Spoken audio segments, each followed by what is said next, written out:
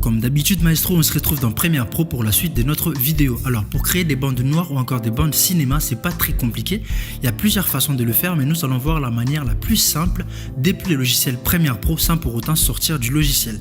Donc pour s'y faire, il va falloir créer un calque. Mais juste avant, j'aimerais te présenter les vidéos sur laquelle nous allons travailler. C'est un clip musical que j'ai tourné, enfin plutôt je dirais plutôt un cover. Je dirais plutôt un cover musical que j'ai tourné. La vidéo elle est déjà sortie, elle est même sur YouTube. Je te mettrai les liens en description si ça t'intéresse de voir. Voilà, on a une chanteuse qui chante.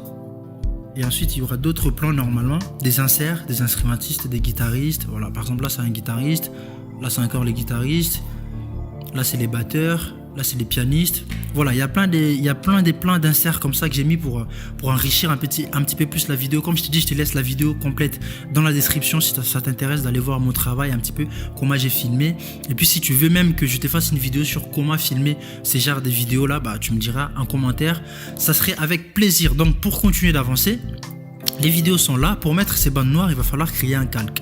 Pour ça, je vais aller dans mon dossier calque. Je rappelle que j'ai créé toujours des dossiers en fonction des fichiers que je vais lui mettre dedans. Donc si je sais que je vais créer des calques, je vais créer un dossier qui s'appelle calque pour mettre tous mes calques dedans pour des raisons d'organisation. Donc là, je suis dans mon dossier calque. Je vais créer un nouveau calque en cliquant ici sur nouvel élément et je viens dans calque d'effet. Et j'ai fait OK. Je clique dans calque d'effet pour modifier son nom. Je vais l'appeler BD pour bande cinéma. Et donc je vais glisser mon calque sur mes images, je les étire un petit peu pour que j'apprenne la totalité de mes images et là tu peux voir il ne se passe absolument rien, mes images sont toujours comme c'était tout à l'heure. Pour ça il va falloir appliquer un réglage sur les calques. Donc pour ça je vais aller dans effet, si tu ne trouves pas effet tu vas dans fenêtre puis tu actives ici effet. Effet est sorti et ensuite tu tapes recadrage dans la barre de recherche, recadrage et là Premiere Pro nous propose recadrage. J'ai double-clic dessus parce que mon calque est déjà sélectionné, donc j'ai plus qu'à double-cliquer dessus et là normalement mon effet s'est appliqué directement dans mon calque. Donc si je viens dans option d'effet, pareil, option d'effet, si tu ne les trouves pas, encore une fois tu vas dans fenêtre et puis tu vas activer option d'effet ici. Voilà, je vais dans option d'effet, je descends plus bas et ensuite je retrouve mon effet qui s'appelle recadrage. Alors là ce qu'il va falloir faire c'est de changer les paramètres du haut et du bas. Alors par exemple là dans les paramètres du haut je vais mettre admettons 13 et dans les paramètres du bas je vais aussi mettre 13.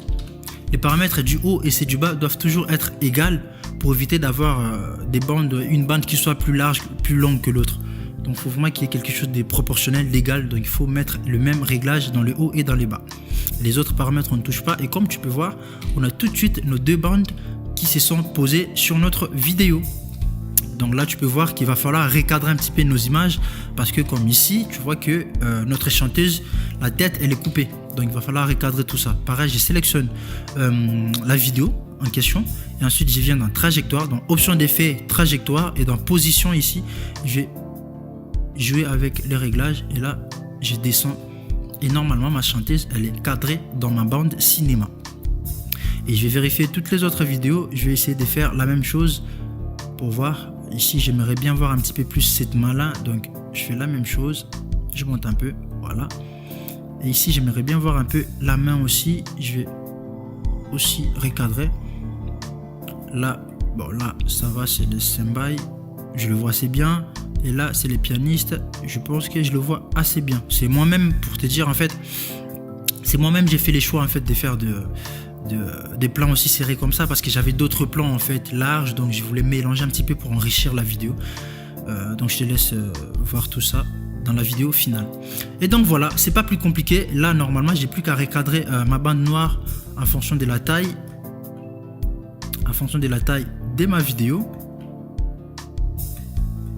Pareil pour que ça ne puisse pas dépasser et normalement c'est bon, j'ai ma bande noire qui s'est mise sur ma vidéo. Donc là si je fais lecture tu peux voir que voilà, tout de suite ça donne un look, ça donne un côté un petit peu artistique, un peu cinéma comme on aime les faire.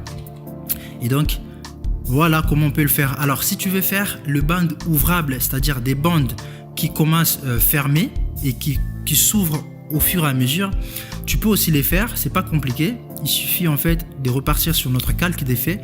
Et ensuite, on va aller ici dans recadrage. Alors, je vais réinitialiser tout ce que j'ai fait. Je réinitialise ici. Je me pose tout au début de mon clip. Voilà, là je suis au début de mon clip. Donc, je m'assure de bien sélectionner non pas la vidéo, mais les calques. Et ensuite, je vais aller dans mon effet réglage, recadrage que j'avais posé tout à l'heure. Qu'est-ce qui s'est passé? J'ai réinitialisé. Alors cette bande noire là, c'est normal, c'est parce qu'on avait recadré la vidéo pour que ça puisse rentrer justement dans notre bande, dans nos deux bandes noires qu'on avait mis tout à l'heure. Donc il n'y a pas besoin de le bouger. Donc j'y clique sur mon calque et ensuite je viens dans recadrage. Et ici, je vais mettre 50%. 50%. Ok? Et ensuite, je vais cliquer sur la petite clé ici là. Ça veut dire que je mets comment on appelle ça, une clé en fait. J'ai créé une sorte de masque en fait. Et ensuite en bas je vais aussi mettre 50%. Et pareil, j'ai créé une clé, d'accord. Et je vais revenir ici dans ma timeline et je vais avancer jusqu'à l'endroit où je veux que les bandes noires puissent s'ouvrir. Là par exemple, admettons, je veux que ça puisse s'ouvrir ici. Là par exemple, je reclique sur mon calque d'effet, je repars dans mon effet recadrage et cette fois-ci, je vais modifier la valeur ici. En haut, je vais mettre 13 comme j'avais mis tout à l'heure. Je valide et en bas, pareil, je mets 13. Je valide et le logiciel m'a automatiquement créé des nouvelles clés. Ce qui se passe, c'est quoi? Ça veut dire que en fait, ma vidéo, elle va commencer avec un effet recadrage à 50%, c'est-à-dire les deux calques qui se joignent, et qui va finir à 13% et qui va s'ouvrir au fur et à mesure. Ce qui va donc donner cet effet de calque de bande noire qui s'ouvre progressivement. Donc pour te montrer ce que ça donne. Voilà. Bien évidemment, c'est un peu rapide, mais tu peux le modifier justement en cliquant. Tu viens ici dans ces fenêtres d'options d'effet là, la petite fenêtre juste à droite. Là, tu vois que tu as toutes tes clés. Dans tes clés, tu vas les sélectionner les deux dernières clés. Tu vas les faire avancer un petit peu pour rallonger un petit peu le temps d'ouverture. Et là, comme tu peux voir, ça s'ouvre déjà beaucoup plus lentement. Je te mets ça en plein écran. Voilà, c'est déjà beaucoup plus lentement que tout à l'heure. Tout à l'heure, c'était un peu rapide. Si tu trouves que c'est toujours aussi rapide, pareil, tu repars au même endroit, tu resélectionnes tes deux clés, tu les recules à nouveau. Tu rallonges davantage les temps d'ouverture de tes calques, de tes bandes. Donc là, si j'ai fait... Comme tu peux voir, ça s'ouvre, mais de manière très très progressive. C'est pas très compliqué. Après, il y a d'autres façons de les faire, notamment sur Premiere Pro, enfin sur Photoshop. Tu vas créer ces calques là, ces bandes noires là sur Photoshop, et ensuite tu vas venir les glisser, déposer ici dans ta timeline tout simplement. Mais le problème avec ça, c'est que pour faire l'ouverture qu'on vient de faire là, un effet de calque qui s'ouvre comme ça là, avec un calque créé depuis Photoshop, c'est assez compliqué. C'est pour ça, moi je dis, c'est toujours mieux de les faire depuis Premiere Pro directement. C'est plus simple, c'est plus efficace, je trouve. Donc voilà pour aujourd'hui, Maestro, c'était pas plus. On se retrouve déjà pour une prochaine vidéo.